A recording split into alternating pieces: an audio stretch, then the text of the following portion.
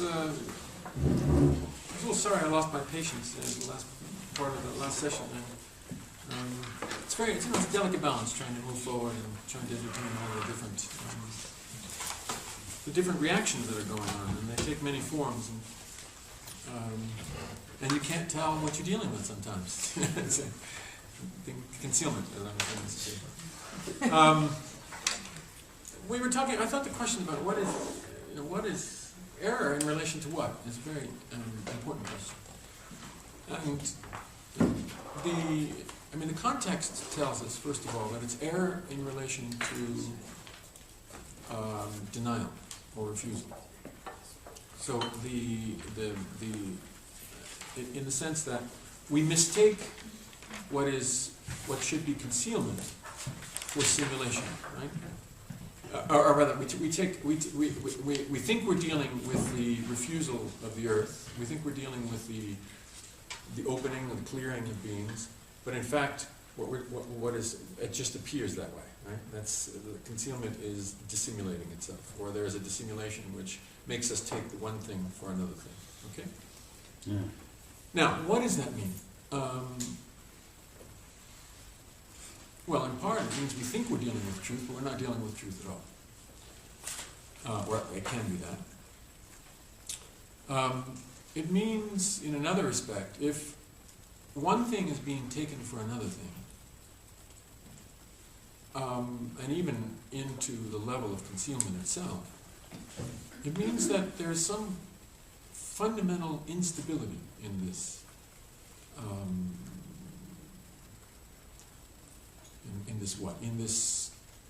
Let's just say structure. I don't like that word in this context, but in this Gestell, there's an instability in this Gestell. And I'm using the word unstable because I'm drawing again on the Stahl, that root, which is in stellen, in placing. There is in the placing and the setting, in the setting up and the setting forth, in this thesis, as he says he's thinking about the Greek thesis, to think about the setting up of truth in a thing. There is in this setting up and this erection, I'm sorry, I just keep coming back to setting up with this notion of Stahl. There's something unstable. This composition at some level doesn't hold, right? Or there's something that escapes the hold of this differential relation that is established in the world. At some level, or at the most fundamental levels, there is slippage. There is and if it's about instability, there's some sort of movement which is escaping the defining, the definitions or the defining character of this differential relation that is the drawing out of truth. So there's some, I'm trying to elaborate a little bit in relation to your question. There's an instability in, and again I use this word very uneasily, but in any identification. And any identity that might be established through this process. And in fact, we lose the ability to distinguish and to identify. So there's confusion. So there's some sort of primordial confusion here allowed. Some chaos or some indifferentiation. Now, what's troubling me as I think about this, it's very important, as he goes forward, when he starts talking about truth here, he says, we mustn't simply identify world with unconcealing and earth with concealing. Right? It is because world opens only on the ground of the earth that it is world. So we have to think world in relation to earth. And at the same time, earth, he suggests, and you were very shrewd, I think, in saying, what is this about earth wanting to appear? No, that's because it's also worldly, So there's and it's hard to understand why, that would be the case. But anyway, he says that, and so concealment is not simply earth, and unconcealment is not simply world, but the the insistent attribution of traits in world and earth, suggests that the moving open, that is world, sort of serves unconcealment, whereas the self closing, withholding, this withdrawing, this hiding, this hiding, which suggests a dissimulation, is more properly of the earth. But when we were looking at his description of earth, which I started from, was it today? Yesterday, when I started from yesterday, he says that earth is that restful setting of bounds, that streaming and harmony. Well, there is a bounding in earth, right? So it's not instability, at least so it suggests. There is a flowing, and maybe to some extent, there is in that accord, there is something that is somewhat undifferentiated. In the river's flow, there's something that escapes any strict determination, and we think of Heraclitus again for that. But nevertheless, there is, as he says, there is a bounding and a not knowing of one another by virtue of this bounding that goes on in earth. So where would the instability come from? And I have to say that I'm a little bit uneasy in trying to identify that. I think it's interesting on this page that he's not talking about art anymore. He seems to be talking about all these things in the context of something more general on page 15. That's true, but it's not. He seems to have forgotten about I think it's. I just can't help but hear Plato here. I mean, he doesn't name him, but the question of mimesis is at work here. And there is that extraordinary statement where he says that this means the open is not a rigid stage.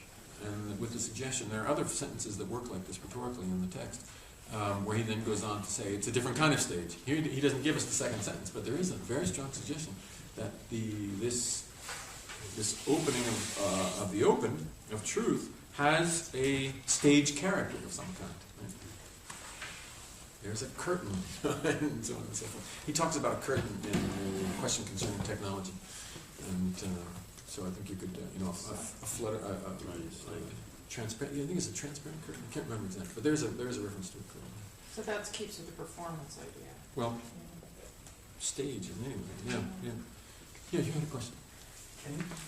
Can we say that in the subject in relation, like in order to have a better refined error somehow, must go back to this relation, and it's always going back to the relation between things, and then going forward trying to look for the truth, and then back again to get another better refined error? Well, if you think, yes, I would say yes. And part of what would make it possible to answer that way in this text is in the latter part, when he says, in the act of preservation, when we try to relate to the work of art, we have to almost actively hold ourselves in the presence of art. And we have to linger there as long as possible, stay there as long as possible. And he suggests this isn't easy, that there's a certain amount of willful work going on. As he says, we suspend our usual doings. I can't remember the exact words, but it's going to come a little bit in the text. We suspend our usual activity in worldly activity, which obviously we have to go on doing. We can't live with art all the time. We suspend our usual doing, and we go back, or we try to dwell as long as we can in the space of the work of art, in order precisely to find this aperture or this opening, which is truth, which would give us the grounds for definition, I presume. And then we go back into the world, and so there is a suggestion that it's a back and forth, and that as soon as we go out and become involved with things in our everyday relations, as soon as we're making decisions, as he says, every worldly decision about what's important and what's not, is done on the grounds of some obscurity, something withheld, something not clear. A decision is only a decision if there are no clear choices, or no obvious choices, in the sense that we would be following something that could be simply formulaic. If it were a matter of doing an analysis and figuring out which is the best option, well, that would not be a problem. But precisely because there's this element of non-disclosure and the earthly component, decision requires making a choice where you don't really know whether it's the best choice. And Derrida did a lot with this notion, but it's for Heidegger, it's quite explicitly here in this early text. So I think, yes, that there is that the work of art, which can never give us the rift in a complete clarity, so to speak, because it is always in the earth, right? It enfolds this differential relation in the earth, so there's always a degree of obscurity. But the work of art is one of the clearest places to go, in terms of finding this articulation and finding this origin for what will become our acts and our values and so on and so forth. Yeah. I invite us to leave this open as a question. How do we think the instability of the Gestalt as we go forward? Why unstable? What is?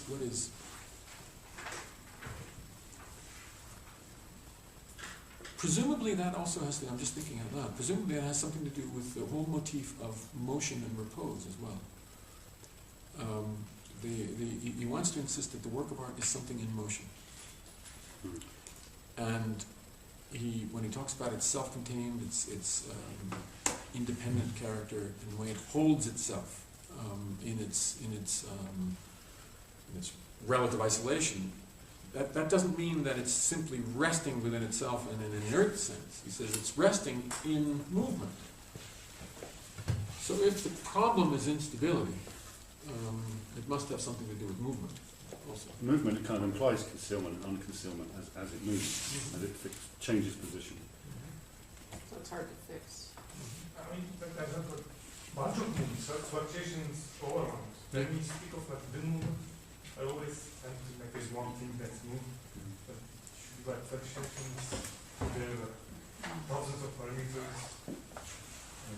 But you're thinking of a system more than a work of art, aren't you? Yeah, that is. You've identified yourself sufficiently.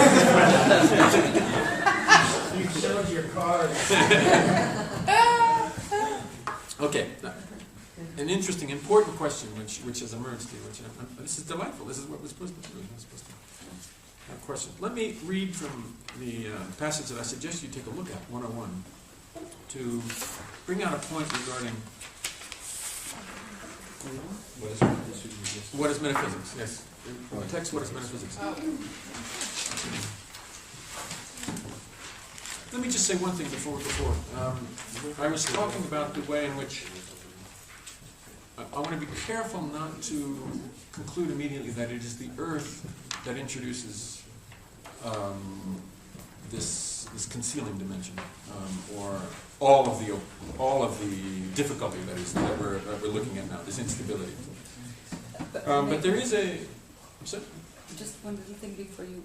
So that would mean, if we take this in its depth, that the shoes of Van Gogh or the Greek temple, even if they were not made for us, if they are in motion, if the works of art are, yeah, I guess I could say that, then that's why they still become worldly for us, although they were not. To the extent that they still have this this resonance or this this way of hitting us. Because later on in the text, you'll say that when the work of art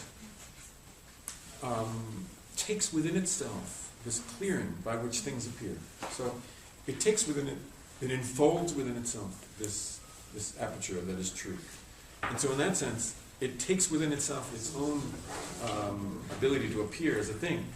So you have this very strange thing of the thing is the thing carries with it its own background, or it's in its own backdrop and its own its own relief. It carries with it its own relief, and so it's set. But it suggests that when it does this, it sets itself back, and at the same time hits us by virtue of its peculiar way of being there. So there is he describes this as a kind of a repeated.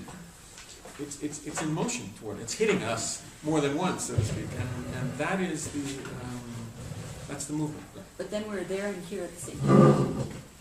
The work of art makes us be there and here, not being able to. It pulls us out of ourselves, and we are invited into this space. And, yes. Okay. Okay.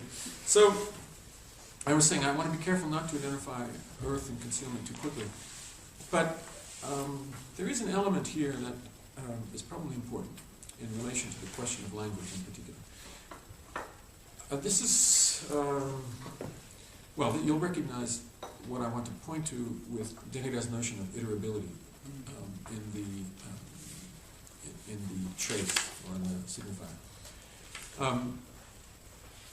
Heidegger has a paragraph in his discussion of Hölderlin when he talks about the poet's use of words, and he says the language is both. What is that? It's been so long since I read this. It's in. I think it's in What Are Poets? Or Wozu Dichter? What are poets? What are poets for? Yeah, Wozu Dichter. And he says language is the most dangerous of goods, I suppose, for humankind. And one of the dangers or one of the menaces of language is the one that Plato was sensitive to with the question of writing. The problem with writing is, the words which are inscribed on a page don't actually speak. We, in a certain sense, we have to bring them to speech. And because they are there so mutely and can't speak for themselves, there's a possibility that we miss dimensions of what is to be heard, or we mistake in fundamental ways. We can't know necessarily what was behind these words in the sense of intention because it's not there. All we have is the words. And you ask the words what they're saying, and they simply say themselves over and over again.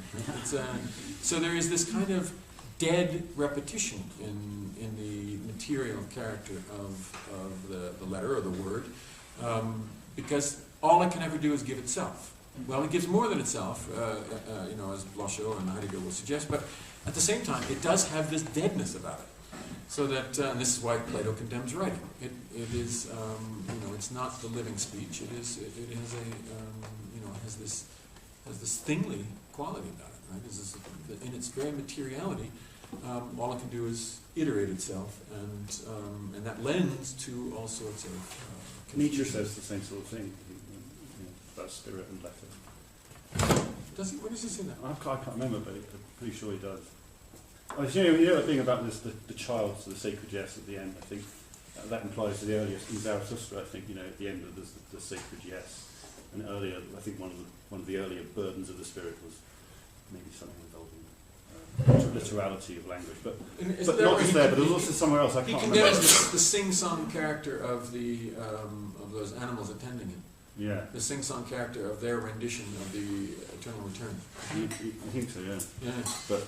Anyway, I can't remember where it's. Yeah, so there is this, and that is, if we follow this this reference to writing and this idea of a material inscription, there is a dimension of the earth, right?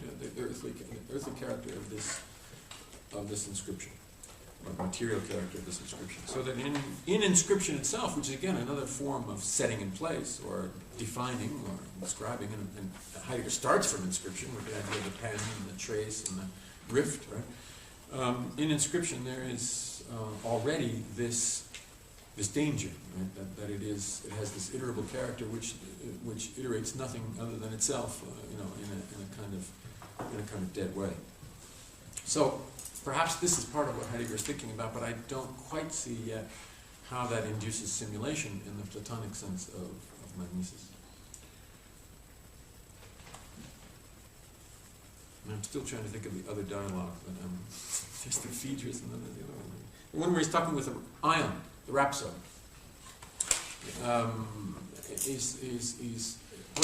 Socrates interviews the rhapsode, because the rhapsode is one who's very good at repeating poetry, and is somehow carries Homer's voice into the recitation, and Plato says, so how do you do this exactly? And Ion says, I don't know.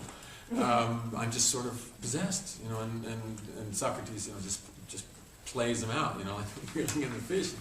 He said, obviously, you don't have any idea what you're doing, do you? I mean, there's no knowledge here at all. And Plato is condemning that kind of way of being taken in the mimetic relation, which is not a reflective or thoughtful relation, but a form of repetition, an unthinking repetition that is, that entails a capture, a mimetic capture and a repetition in enthusiasm, but it's, again, it's not, it doesn't surrender to thought, or it doesn't surrender to some form of reflective knowledge. Okay. So the rhapsode was, I mean, that's spoken language, right? It's an oral tradition. Or sung, yes. Sung. So what's that relationship with writing and the earth? Well, in this, I wasn't actually, had a discussion with Jeremy about the issue of mimesis, and the rhapsode is miming, right? He's acting out the text in a certain sense. And there's a mimesis involved because somehow this miming has a peculiarly effective living character to it, right? It doesn't have the, in a sense, I don't want to say deadness by it, just to exaggerate, the deadness of simply reading the text out loud. Somehow this guy brings it alive in his voice, right? And everybody wants to listen to him because he's, the rhapsode is a particularly good teller of the story. He engages the language in a way that brings it to life. But curiously enough, he doesn't have a reflective relation to it. It's not a relation of, it's not illuminated by an understanding of what is in the words. It's simply for Plato, in a certain sense, a slightly dead relation to the words, right? Because he's simply repeating. And now, is that earthly? Well, he's simply in the earth. Remember, Heidegger says, language is of the earth, and the poet brings the language to sing and into its special character. But at some level, he's simply engaging with the earthly character of the words. So it doesn't have to do with writing per se, but simply language. No, in this case, we're just talking about the language has this character that it lends itself to repeatability. Yeah. But in Plato's, the Derrida made famous Plato's condemnation of writing because it has this readable character.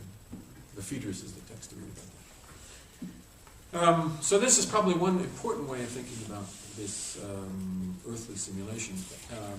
And Blanchot is clearly going in that direction when he takes up the question of language in the essay that I hope to discuss, called Literature and the Right to Death. I urge you to take a look at that. In Literature and the Right to Death, Blanchot talks about the way in which the material character of language points to something beyond, I'm just being very crude, but the meaning that the language is attempting to define and convey.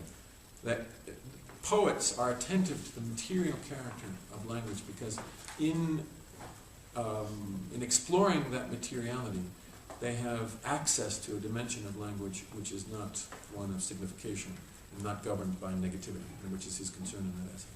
So the poet's way of working with the materiality of language brings forth the presence of language, which is for Blanchot, he speaks of, this is the presence of what he calls the idea. And this is very close to Heidegger's Es gibt, there is. But for Blanchot, it is a space of, well, the first term that comes up is a dying, is a death. And the movement of the literature and the right to death is especially fascinating because you might be tempted to stop at the notion of this physicality of language and say, yes, here's a deconstructive movement, in relation to the iterability of language. But in fact, Blanchot goes farther. He goes into this passage that is the relation to the idea and begins to think what he's calling the step, not beyond at that point. So the materiality of language, and in fact, in another text, he says, when the poet does this, he's turning language into an image of itself. So there's mimesis, in a sense, it's already there. That language takes on an image character, or it becomes an image of language. So that it's no longer speaking in a signifying way, or not simply in a signifying way. Something else is attending the language or being communicated in the language, and that is language becoming image, moving into a kind of almost like what he's calling art. So it is, there's the earthly could be pursued along these lines, I think, and maybe this is the first tack to take, following Blanchot and Derrida, trying to think about the materiality of the inscription. But I just wanted to point to one other dimension of this concealment, and what is metaphysics? Page 101, I mentioned that anxiety is one of the core forms of Stimmung for Heidegger. And he says that in anxiety, Well, actually, if we go to the preceding page, it just caught my eye. At the top of the page, it says, the founding mode of attunement, die Befindlichkeit der Stimmung.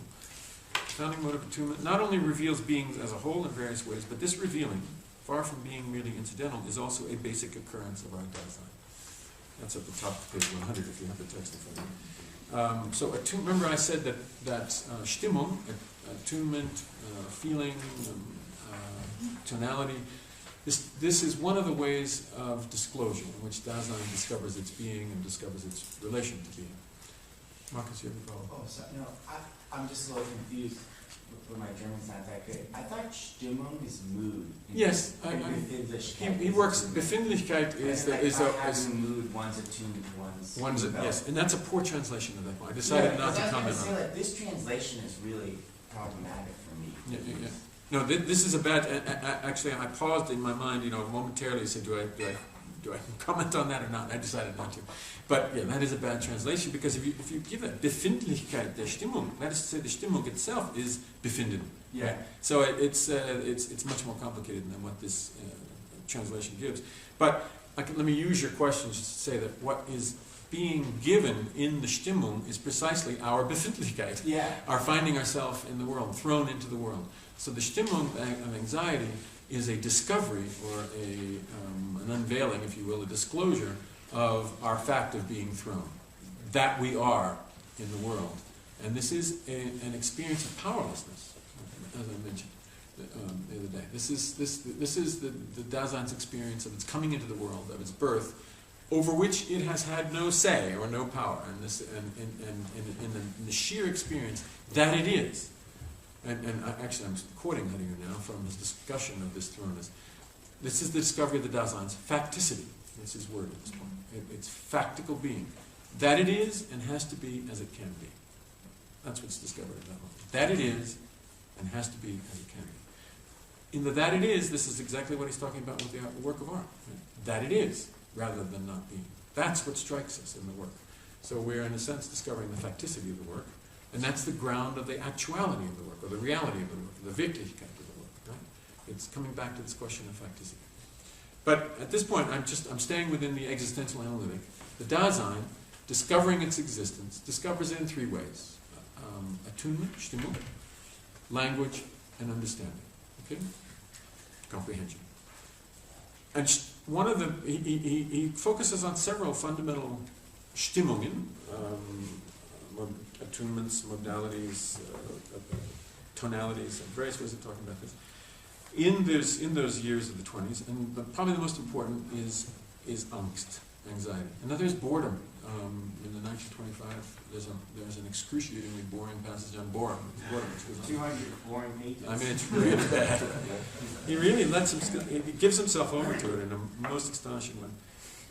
But he mentions others. There's joy, there's love, hate, and these forms of Stimmung are disclosive of our being, in addition to being affects that concern our relation to the world.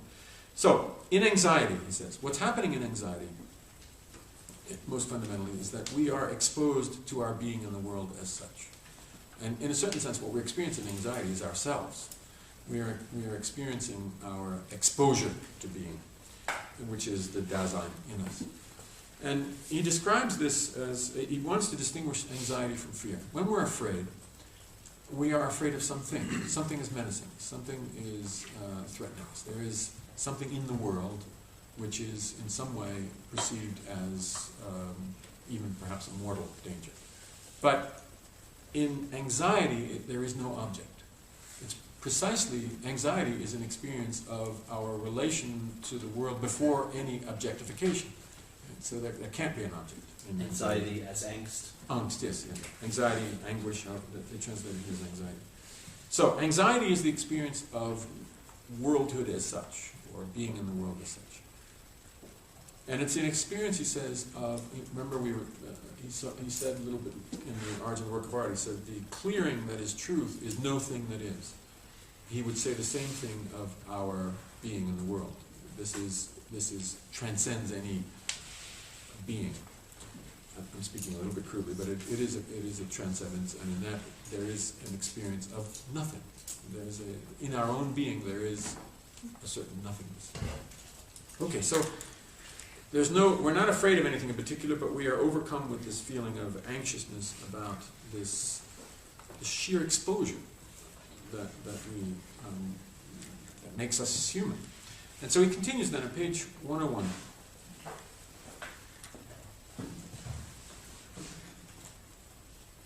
In anxiety we say one feels ill at ease. Es ist einem unheimlich. Interesting word. We're not at home. Usually when in the world, we're at home in the world. But in anxiety, suddenly the world itself comes to the fore and we are uneasy. It is uncanny. It is, and he's very close to Freud here. I mean, the canny and the uncanny are going very closely, because what do we feel? The canny, Heimlich, is being at home, and what we're experiencing is the possibility of being at home, and this is uncanny. And so it's the most canny is the most uncanny. It's very, very close. What is it that makes one feel at ease, and who is this one? Because obviously what we're feeling is something of our own being. We cannot say what it is before which one feels ill at ease. As a whole, it is so for one. All things, and we ourselves, sink into indifference. This, however, not in the sense of mere disappearance, rather in this very receding, things turn toward us. Curious evocation of a turn going on here, it's in addition to this drifting. The receding of beings as a whole that closes in on us in anxiety oppresses us. I suppose that's the turn in. Suddenly things are invading us, but they're invading us in an indifferentiated way. Right? So we're caught up in it, and we are ourselves in recession. But we don't have no definition in relation to things and ourselves over against them. The receding of beings as a whole that closes in on us in anxiety oppresses us. We can get no hold on things. In the slipping away of beings, now this is a slipping away, only this no hold on things comes over us and remains. Anxiety reveals the nothing. We hover in anxiety. More precisely, anxiety leaves us hanging because it induces the slipping away of beings as a whole. This implies that we ourselves, we humans who are in being, in the midst of beings, slip away from ourselves. At bottom, therefore, it is not as though you or I feel ill at ease, rather it is this way for someone. So we move toward a kind of anonymity. We lose a sense of self in this process and experience a presence of a being, but it's just one. It's not an identity. In the altogether unsettling experience of this hovering, there is nothing to hold on to. Pure Dasein is all that is still there. Anxiety robs us of speech. So there is a radical rupture in our relation to language. We cannot speak at this moment. Because beings as a whole slip away, so that just the nothing crowds around, in the face of anxiety, all utterance of the is falls silent. So there is no longer a predication of being. The possibility of saying being has been disrupted. Heidegger has long pages on the is in various seminars of the 20s, which I urge you to take a look at. But basically, in saying is, or are, we are saying something of being. And in this experience of anxiety, it tells us, the possibility of saying being has been interrupted. That in the malaise of anxiety, we often try to shatter the vacant stillness with compulsive talk only proves the presence of the nothing. We're not actually saying anything, we're just chattering. That anxiety reveals the nothing, man himself immediately demonstrates when anxiety has dissolved. In the lucid vision sustained by fresh remembrance, we must say that in the face of which and for which we are anxious, was properly nothing. Indeed, the nothing itself, as such, was there. Okay, an exposure to the nothing. Then he gives us another description. I'm going to jump ahead to page 103. I had forgotten that the paragraph I want is not on page 101, it's a page later. So you'll just have to put up with it. And those of you who thought you were well prepared are just going to have to join on this. He comes back to the scene. And this is like a primal scene for the thinker. We go on. In anxiety, he says, there occurs a shrinking back before that is surely not any sort of flight, but rather a kind of bewildered calm. I'm at the very bottom of page 102, going to 103. This back before takes its departure from the nothing. So there is the nothing is itself a dynamic of sort. There is something happening there. The nothing itself does not attract. It is essentially repelling. But this repulsion itself is a parting gesture toward beings that are submerging, but this repulsion is itself, as such, a parting gesture toward beings that are submerging as a whole. This wholly repelling gesture toward beings that are in retreat as a whole, which is the action of the nothing that oppresses Dasein and anxiety, is the essence of the nothing, annihilation. It is neither an annihilation of beings, nor does it spring from negation. Annihilation will not submit to calculation in terms of annihilation and negation. The nothing itself annihilates. So he is separating this event from a negation. This is prior to negation. Because negation means that you have to posit something and so on and so forth. Annihilation is not some fortuitous incident, rather as the repelling gesture toward the retreating whole of beings, it discloses these beings in their full but heretofore concealed strangeness as what is radically other with respect to the nothing. And this is the one I'm coming to. In the clear night of the nothing of anxiety, the original openness of beings as such arises. This is exactly what we read in the text before, in the refusal, in the withdrawal of beings, and he's describing here this, in this repelling gesture, things are slipping away. That withdrawal of beings is the opening of the clearing, he told us, right? And the same word is being used here. I haven't got the German in front of me, but Versagung is here. In the clear night of the nothing of anxiety, the original openness of beings as such arises. That they are beings and not nothing. But this and not nothing we add in our talk is not some kind of appended clarification. Rather, it makes possible in advance the revelation of beings in general. The essence of the originally annihilating nothing lies in this, that it brings Dasein for the first time before beings as such. Only on the ground of the original revelation of the nothing can human existence approach and penetrate beings.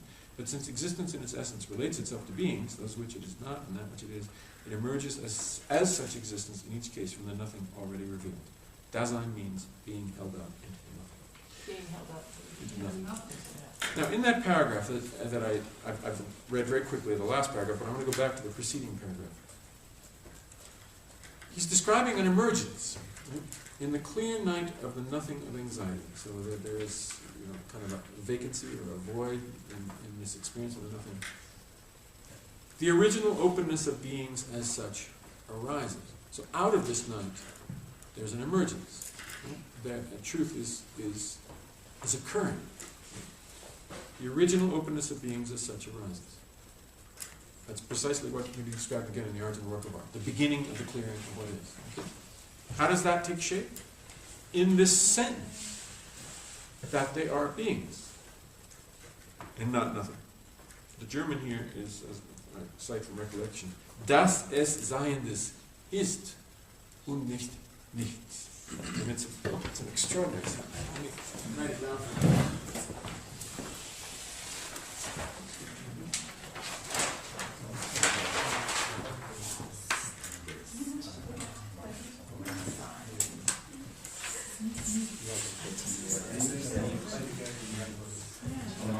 Is that a Digrafes, Marcus? Do you know? Das? I thought it's two S's. Yes, Digrafes. I'll just write that. Das ist Seiendes ist und nicht. Little S on the end. Das. I mean, if I translate it literally, I think it's the dash, isn't it? That's the sign. I mean, it's really, the German there is very challenging. That, das. Es. Sein is being, in general. Translated here as beings. But Sein is a, It's like the being with a capital B. Well, you could if you were referring to the ontic. But here, Zionist is the ontic, not the ontological. It's not being, it's beings. It's the order of the ontic. Das Zionist is the order of the ontic, or that which is. That's why it's singular. But that it, being, in the sense of what is, and not nothing. Now, what he told us, just in the preceding paragraphs, is that in anxiety we can't say is. So this is the emergence of the clearing or the truth. It's because it's the possibility of saying is coming forward. This event of the emergence of truth is the advent of language. Right? This is Heideggers, in an early version of it. Language is beginning to come forward. And what does he say? But this and not nothing we add in our talk is not some kind of appended clarification. Rather, it makes possible in advance the revelation of beings in general. Which means, this is not even said until that's said. Right? So this sentence is actually folding upon itself. This sentence is an occurrence in itself. Because until nicht is said, in some sense, maybe silently, but there has to be some saying. Until this is articulated, this can't be said. Or this can't be heard or said. Yeah, it can't be said in any meaningful sense. So this sentence has to occur in such a way that it folds back upon itself. Right? And language then, in this folding, is saying itself. I'm confused. What if we start with the second part and then put the und and I don't know the other? And not nothing. Nicht. Yeah, I mean, does it make the temporal order of the sentence matters here at all? Well, he's saying it. Again, this das ist scientist ist, that's the saying of revelation. That can't be said until that is said. So the second part is ontological, the first part is ontic? Or This is a statement about the nothing, which is ontological in that sense, and it is giving the possibility of saying something about the ontic. So why is he saying the ontological und, like in the second temporally later? Because I think he's trying to call attention to precisely the temporality of the sentence, and the way in which there has to be a sort of echoing or folding by which this is starts to come forward. And that's why I suggested this is language being said, or saying itself. It's die Sprache spricht. Right? It's not the subject saying language. Language is coming about here in this folding movement. And I'm being a little bit metaphorical, saying language is saying itself, but I'm trying to pick up. That's his language. That's his exact formulation. That's Heidegger's formulation. Yeah. But here, I was amazed when I read this the first time. I said, there it is, 1929. Now, if you look at Wittgenstein's comments on Heidegger in this period, he starts talking about language, the presence of language itself. There's a famous essay called the essay. It's just referred to as the essay on ethics, where Wittgenstein says no ethical language is possible, because if you were ever to actually say being, it would be like an explosion.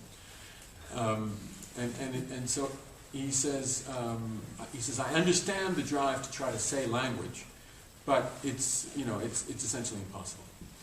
And so he goes on to make some statements about ethics. This has been a long time since I've read it, so you'll forgive me if I can't be more expansive. But there was then a conversation that was recorded in the same year with, I think the guy's name is Weininger, which is also the name of another famous philosopher, but I think it's Weininger. Anyway, he was recording conversations with Wittgenstein, and there is a conversation which has the title, Zu Heidegger, on Heidegger. And it starts out in the first words, Wittgenstein says, I understand very well what Heidegger means by being and nothing. And then it goes on, and when this conversation was published in an American analytic journal, the title and the first sentence were excised. We couldn't have Wittgenstein talking about Heidegger. Wow. So, but this is the same year, 1929, and probably because Wittgenstein was reading this essay. And so we have Wittgenstein, who is beginning to talk about language use. And in this essay on ethics says, well, wouldn't it be nice if we could think about this speaking of language? But he brackets this possibility. So it's quite fascinating. This is Wittgenstein, reading. I have to assume, in some sense, reading that text of Wittgenstein, that he understood this text perfectly well. He really did understand it, in the sense that he grasped this incipient thought of language as this notion of a self-presentation, of speaking of language. But again, this is the reason I bring it forward here is he says that there is concealment in truth, and that in this movement, the concealment is a denial, Versagung, which is again a sense of an interrupted language, or not saying or unsaying, or, denial. And it is the same moment, which is the philosophical moment, as we see here. It's this sort of like primal scene for philosophy, where the possibility of saying is, where the relation to being is first comes forward. So it's really quite fascinating. I think that he attributes to concealment this movement. That's where it first occurs, and from which then there could be something like truth, a double play of concealing and unconcealing. All right.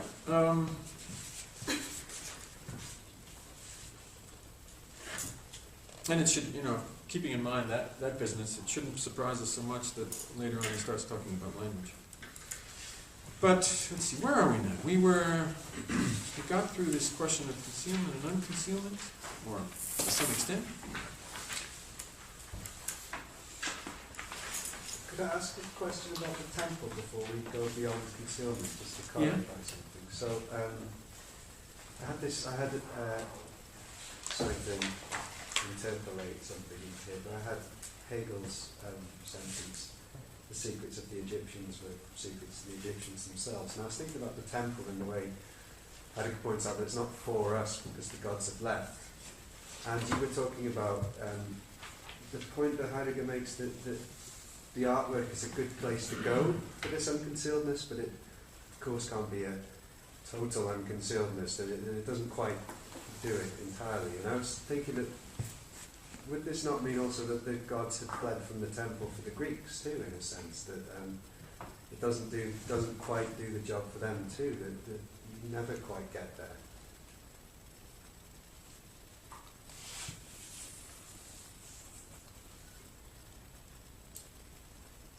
Yes, I would think to some extent, although if we use the later language, there are a number of components in terms of concealment and unconcealment, in addition to the divine. So the world, he says, is lightened in the splendor of against the splendor of the divine, which is the presence of the God. But there's, it's the event of truth, we use that later language, entails all four elements: gods, humankind, earth, and sky. And so, if there is some limit to unconcealment, it can be in any dimension of that fourfold play. So I think that, in a certain sense, the divine, as he understands, the divine is the presence of the God. Right. And the presence of the God is never a full immanence. It is itself a kind of relation. So there would be always a lesser or a greater relation to the gods, and as he said about the tragedy, it's where the relation between the old and new is being fought out. So there's always, some degree of distance or difference, and some degree of obscurity, some degree of concealment. Yeah. But the absence of that's an absence and a presence at the same time, whereas what Herlian tries to suggest anyway is that there's a radical absence. And, yeah. Does that? Absolutely. I was just trying to place this, because he has this, shall we say, interesting relationship to the Greeks. Yeah. So I was kind of interesting indeed. Okay. So we have this double denial. There's reference to error in on the next page. And Heidegger is in some sense summarizing here as he comes to the conclusion of his chapter, talking about the earth and the world participating in this relation of concealment and unconcealment and so forth. But let's move on to the next page, 56, just pick up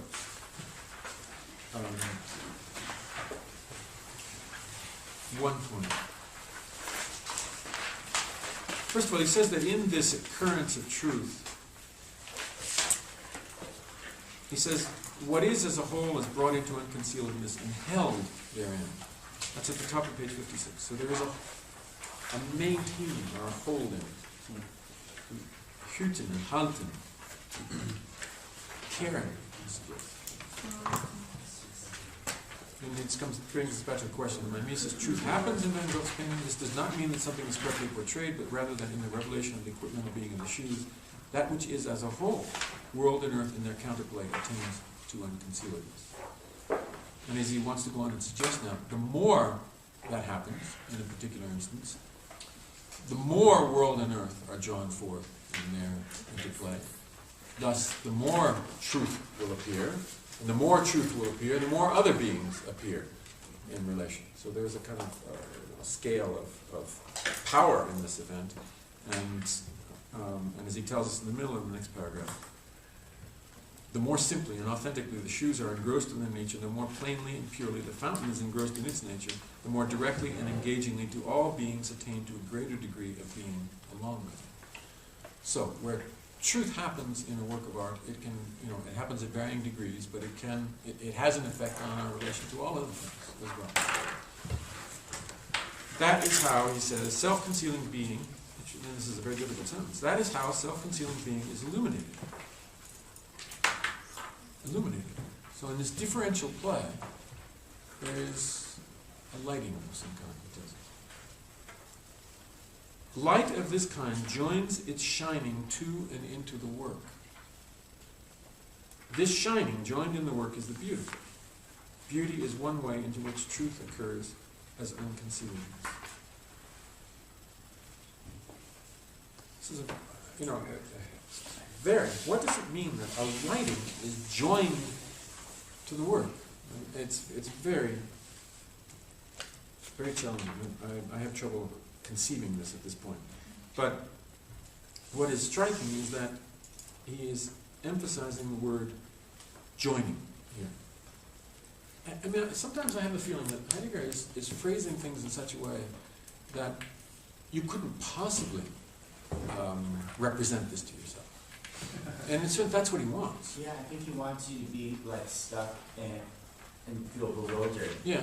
Well, not just bewildered. It's not about it's not about mystifying us or stopping us from thinking, but making us refrain from representing. Well, so that the idea is that we shouldn't be able to represent. We shouldn't be able to see in our mind's eye, what this is, because that would return us to representation. What is happening here is not. Well, it is visible in a certain sense, but not in the sense of a thing that we would see. It is visible in another sense. This takes us into a whole other topic. But I think this is something. I know you want to say something else, but it's something that comes up in the language essays quite a lot, where he piles up terms to try to talk about this way in which language speaks, so that at a certain point you really can't visualize it at all anymore. And I'm quite certain that that's intentional. He's trying to break down our use of metaphor if it allows for a way of sort of reconstructing an image of what this is, when what he's talking about is not something that is, right? This is something like nothing. So that can't be apprehensible in a form. This differential play cannot be defined as a thing, and it cannot present itself in that way. So he's all I can say is it's a differential play, which he says is gefügt. The word here is fugen, right? And the state of being joined is fügt. The light is fügt, joined into the work. I mean, that's literally the way it's phrased in German as well. And so he's describing a jointure of world and earth, concealing and unconcealing. He's describing an articulation. He wants to, again, it has to do with the thing being fixed and being composed and being defined, but it has to allow for play at the same time. So a joint has that effect. It articulates, but allows a certain movement and a certain play. So he's allowing the play of difference, but at the same time suggesting this is a composed play. It's that precisely that composition is what gives us the effect of the beautiful, which is the appearance of truth in this case. Well, I was just actually going to ask if in that cognate joins there was the articulation, so then there is this kind of Absolutely. Absolutely. substrate of speech. Yeah. And this is what we'll take him to say a little later on, that the composition of the work has a fugal character. It's like a fugue. It's composed, it's articulated. And what we have to then try to understand is, well, how do we think this joint or this articulation? This word fugue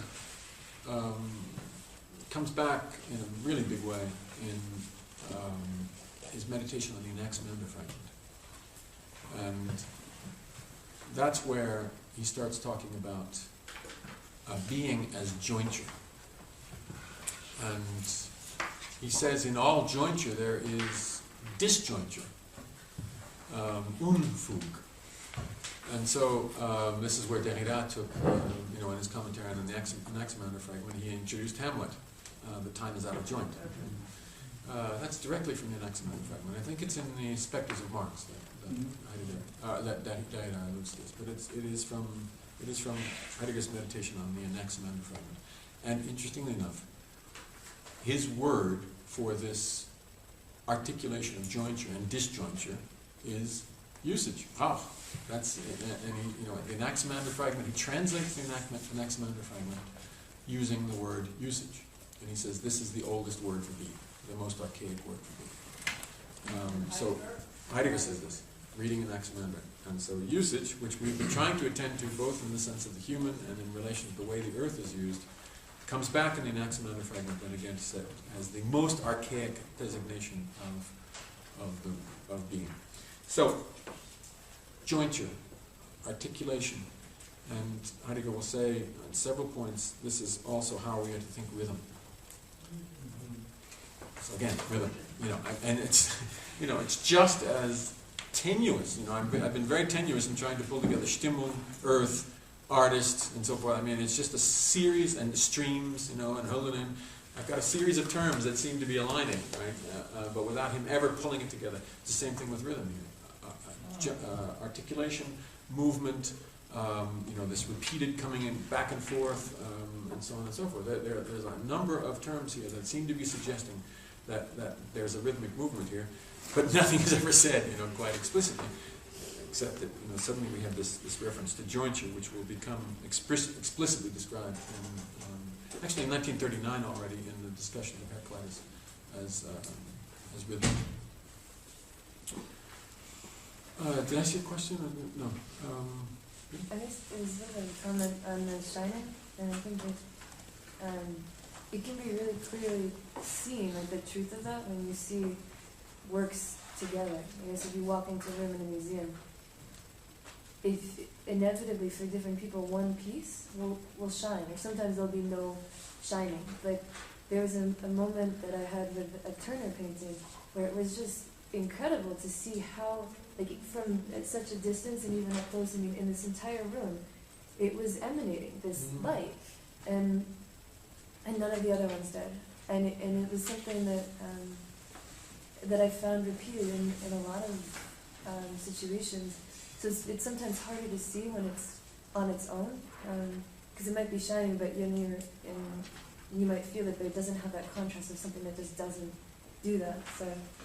And when you say light, I know what you're talking. I think I know what you're talking about. And but at the same time, I think we have to be really. This is a really big question. What are we talking about? Because it's not exactly light. I don't think. You might also say that the thing is vibrating in a certain way, has a certain frequency. Right? It attains a certain resonance. There are lots of ways of talking about it, and again, it takes us close to rhythm. But I think what I said here is very important. I'm glad I remembered to say it, that I don't think he wants us to be able to represent for ourselves what this is. I think at this point he's drawing words together in such a way as to disallow a representation of what is. He's inviting us into language at this point. And I say that on the basis of my reading of the essays on language, because he's trying to, when he says, don't listen to what I'm saying, look at the way I'm saying it, again, don't get fixated on the content. Don't try to represent this. At a certain point, you have to let yourself go into the way he's articulating things and bringing the language forward and working with the language and inviting us through this etymological play and through the precisely his articulation of sentences, inviting us to read the words themselves as opposed to what they would represent, in terms of their signifier or their content. And the act of thought or act of thinking, he suggests in the language essays, is to make that move into language so that there's a suspension of representation. Now, you can never do that entirely. Obviously, we read this, we say light, okay, light, I know what light is. Joins, okay, I know what an articulation is. Shining, I know what that is. Beautiful, I think, but it's when he starts to jam them together with a series of words that suddenly you realize, well, actually, I can't think this in terms of what I know about joints and articulation and lighting. I have to think this in terms of what I know about fugue and fugen and and so forth. That? I'm sorry? Why do you think he doesn't want to keep does not want to make the understanding of it more accessible in the sense of bringing in... Because if we think we can represent it to ourselves as something that we can recognize, then we are not faced with the nothing. We're not faced with this differential play, which has to be prior to any visibility in the sense of being able to recognize something or to relate to it as a thing. This is at the very ground of our capacity to see anything as a thing. And it's like, there's a Heidegger, I'm going on just a little bit, but I think this is important. For Heidegger, Höllenen's poetry is particularly important because there are points where Höllenen stops representing to a certain extent. And there's the most famous case, Heidegger says actually, Höllenen is born as a poet when he writes these words. He describes, it's on Vida am Feiertage is the poem, it's as on a holiday or and he says the farmer goes out into the field and he describes the farmer going into the field, and then he describes a poet going out into the field. And he says, and I'm sorry, I'm being a little bit, I haven't read this recently, but he has the way the lines in question go as follows. He says, I waited and I saw it come, and what I saw, the holy be my word. Ich warte und sah es kommen, und was ich sah, das Heilige sei mein Wort. I waited, I saw it coming, and what I saw, may the holy be my word. What the hell is that? I mean, it's suddenly, there's a leap, and so that what is seen is not something that can be seen in the everyday sense of visibility, and instead he moves into this poetic saying, into a subjunctive mode, whose precise name I can't remember, to say, may this be in my word, and so it's kind of a skits right at that point, where what he is seeing is something like the ground of visibility itself, which is what Heidegger was talking about. Okay, thank you. That's really helpful. Okay, thank you very much.